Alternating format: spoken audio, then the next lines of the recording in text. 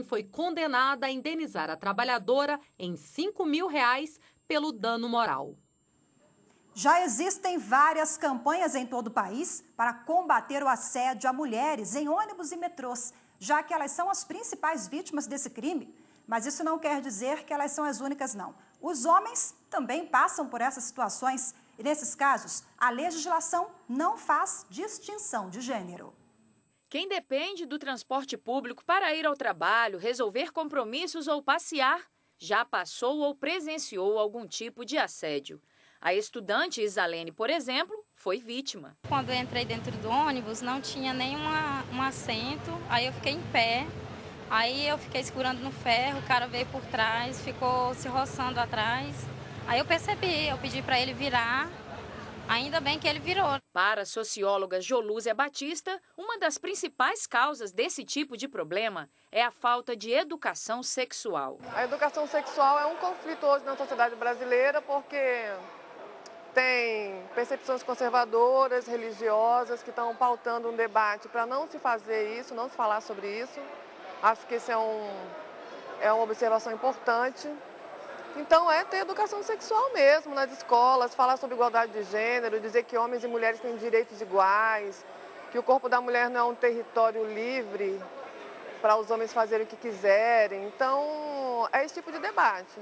É enfrentar o machismo, falar sobre isso abertamente.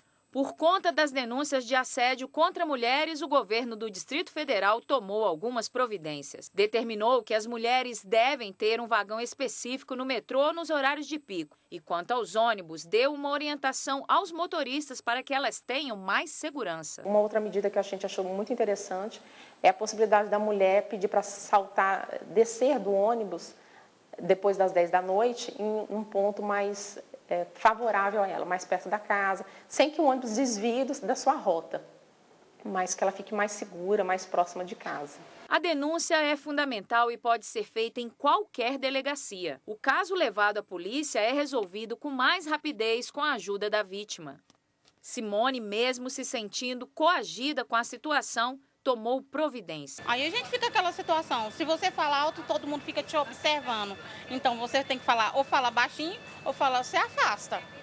E foi o meu caso, eu falei pro cara se afastar, ele não se afastou. Eu falei pra ele, se ele não afastasse de mim, eu ia falar pro motorista parar no posto policial. Foi onde ele desceu do ônibus e não continuou a viagem com a gente. Agora, quem pensa que só as mulheres sofrem esse tipo de assédio se engana. Elas são maioria, mas os homens também são alvos. No ônibus de Planaltina, o ônibus estava vazio e ele foi enchendo, e nisso a moça se aproximou, né? E no que aproximou, ela foi se encostando, até que chegou o ponto que ela ficou na minha frente. E assim, aproveitando o embalo do ônibus, né, eu notei que estava acontecendo ali um certo assédio. E aí eu percebi que ela estava se esfregando em mim, né? Então, assim, muitos homens têm vergonha de contar a respeito disso, né, devido até o mesmo machismo, ou até mesmo constrangimento. Eles têm vergonha de falar a respeito do assédio nos ônibus. E o Código Penal está aí para punir quem comete o crime, seja homem ou mulher. O Código Penal e a Lei de Contravenções Penais, esses instrumentos legais não fazem distinção entre homem e mulher, no polo ativo e no polo passivo. Assim sendo, tanto uma mulher pode ser vítima, que é o mais comum, é o que mais ocorre, e o homem é o autor desse crime, mas isso também pode se inverter, a mulher ser autora e o homem ser vítima. E o tratamento é o mesmo crime, o mesmo tipo de pena, o mesmo tratamento processual, o mesmo tratamento criminal. Então o homem também pode ser vítima e também pode registrar uma ocorrência policial, assim como a mulher registra.